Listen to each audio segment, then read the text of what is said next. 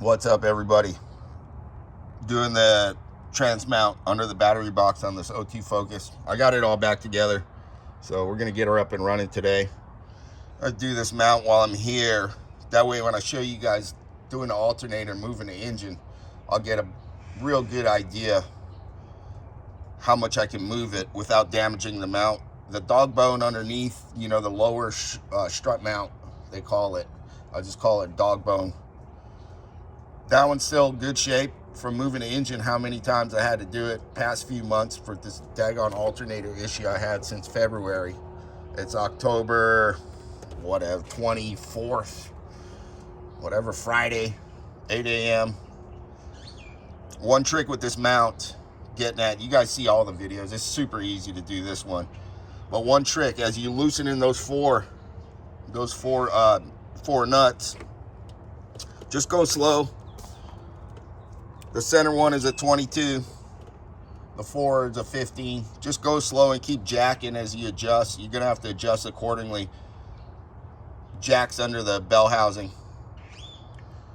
And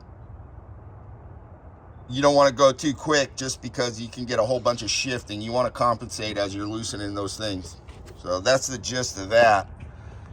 And I may just pause this video to continue after when I go to do the alternator, and I'll show you some odds and ends, some tips and tricks before I get this thing started up.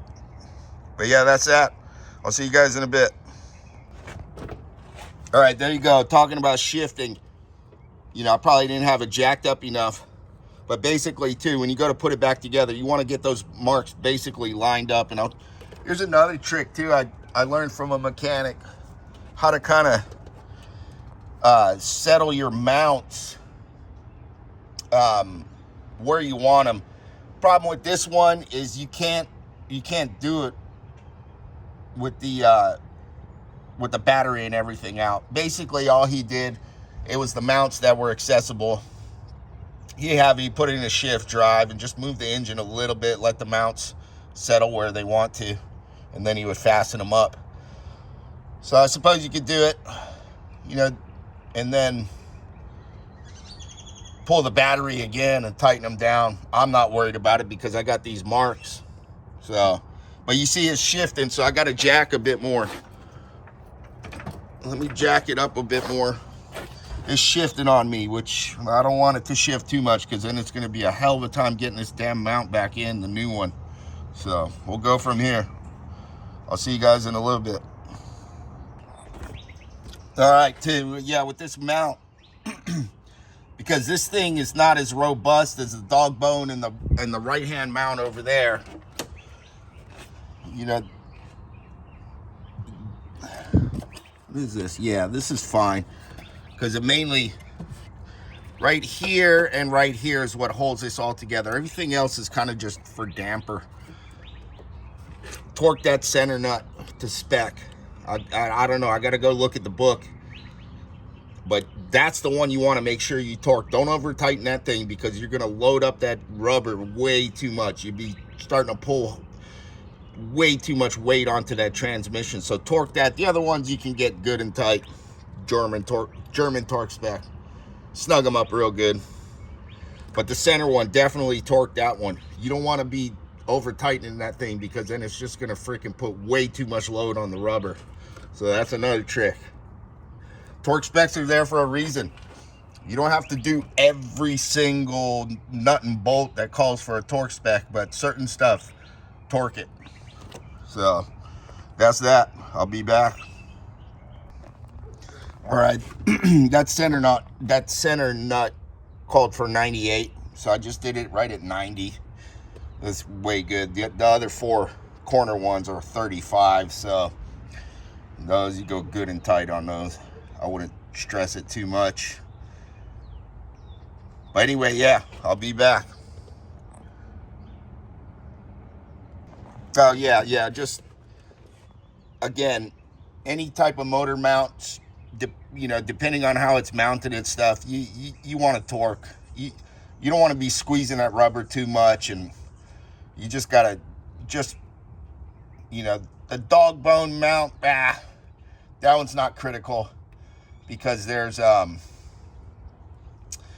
because of the the centering bore is solid metal, so those are good and tight, you know, snug. But some of the other ones with your mounts, you want to make sure that you torque, especially that one where it's supporting the rubber. So torque specs are always a good thing for a lot of stuff. Not everything, you don't need to worry about it for everything, but just be aware of, you know, how the component works, and if you over tighten it, it's gonna stress it out. That's what you don't want. So keep an eye on that. I'll be back. All right, here too for your alternator, you guys probably seen this plenty of times, but you want to squeeze these guys in on this one. You know, if you got an alternator similar, sometimes because they mount it to a bench to give it a quick test before they ship it out, these things are, you know, they're sticking out. So you could vice grip, C-clamp. C-clamp works the best for me. That way I don't have to tweak my shoulder. So squeeze those in before you put it in. Now, again, this is for removal. I'm going to show kind of the installation. But again, anything in your way over here, your evap system, your purge valve, your evap lines, undo them, unhook your wiring. Again, don't be trying to bend these plastic lines, dude. You're going to break them. So, you know, obviously get your power steering out of the way, coolant reservoir out of the way, jack up your engine under the pan, because I notice I can move it the best when it's under the pan. But I'm going to show you a trick after, you know, you get rid of this motor mount after you get the engine supported. But here, this is a trick. If you don't have a solid rubber block, glue you up. I got four plies of cardboard on my block. You can see where the jack itself goes. Huge difference, man, instead of just straight wood. So you save your life, because something goes wrong, well, you're in big trouble with that oil pan. So that's that. So I'm gonna get this guy here. I'm gonna jack up my pan, support the engine, and then I'll get this alternator in. And again, I'll be pausing through this video just to you know, keep you guys on the meat and potatoes of this whole thing. But between that trans mount over here and the alternator, I'm gonna do full installation, because that's about the last that needs to be done. Couple of little wiring.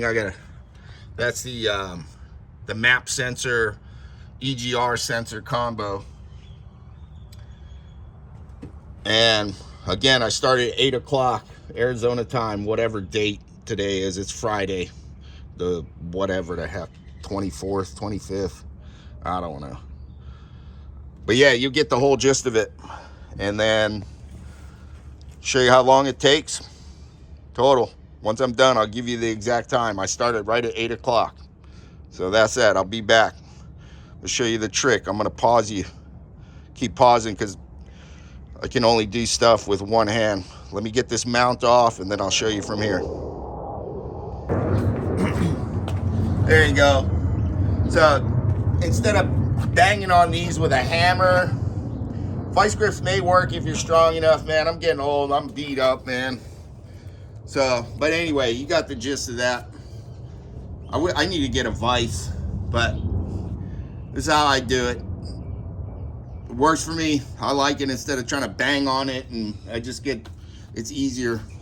Had to get leverage with, where's this guy? Ah, shucks, here. Get me some leverage. You know the trick. You know the trick where you do this and blah, blah, blah. So anyway, that's that. I got to do the other one a little bit more.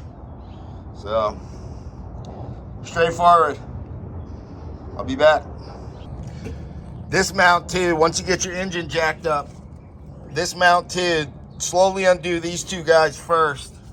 Daggone tiger mosquitoes, man. They're standing, I don't know where the hell the standing water is around here, but they're freaking going crazy.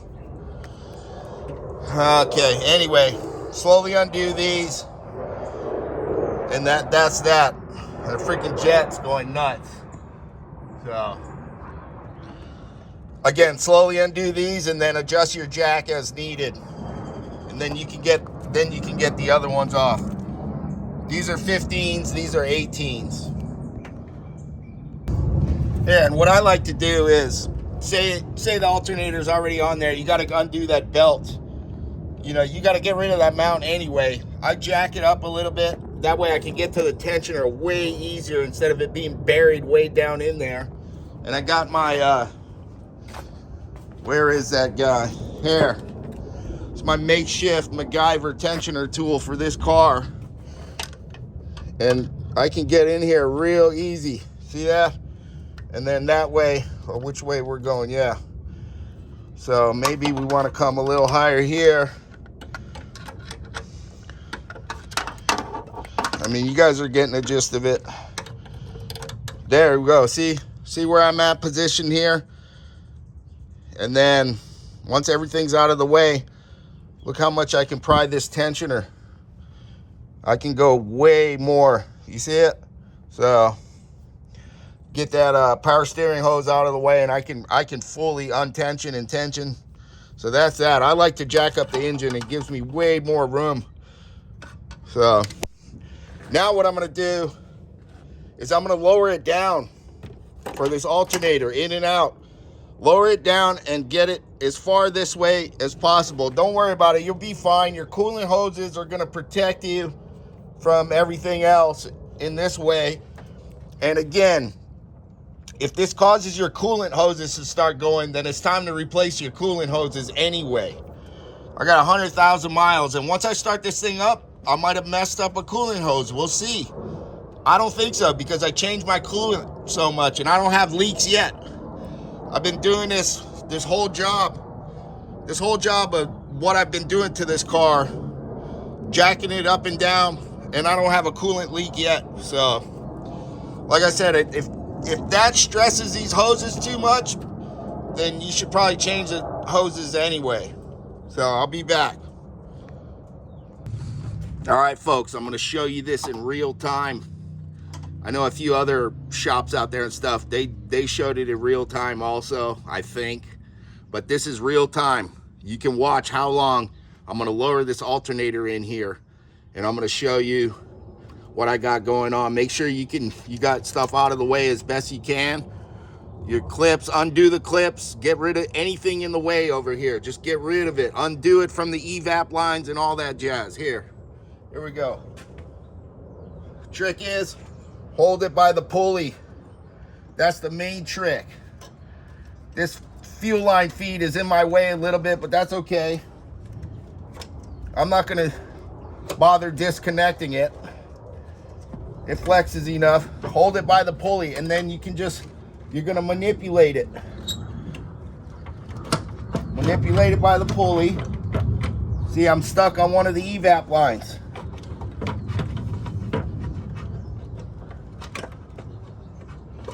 And between that bracket. And this way, when you hold it by the pulley, you can twist it a little bit, and see? There, it goes right in, just like that. From there. And then, look, make sure everything's out of the way, nothing's broken. Here's my my head temperature plug. I got that out of the way. I need to mount that in that clip. If you guys watch the other videos, it mounts to the pressure regulator vacuum line, but that's it. And then you just manipulate it into place.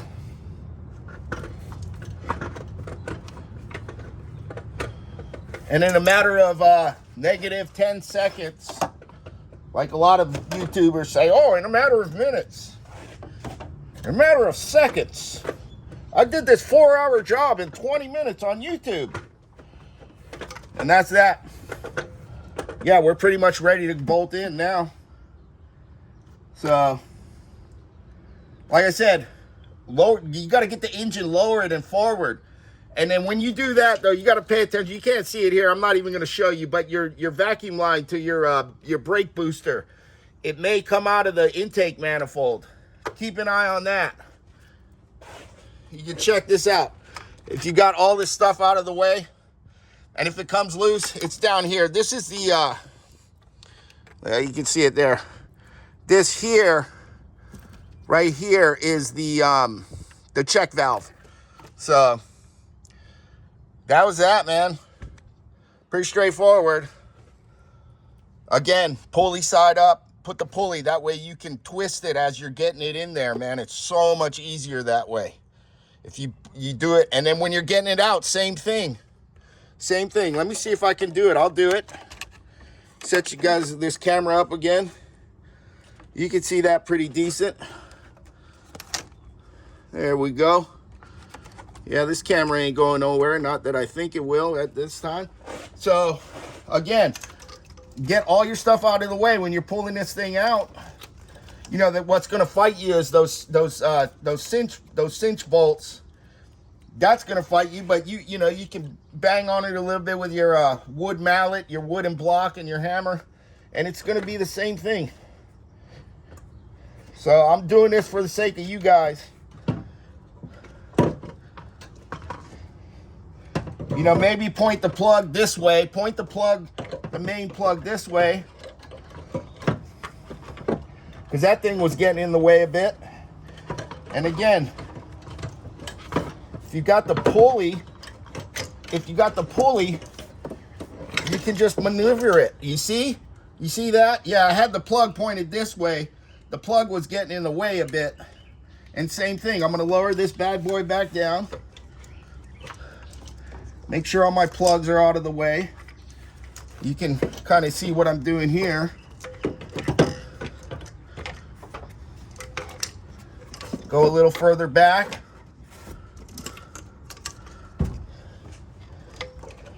Again, I got the mounting tower for the main power lines pointed this way.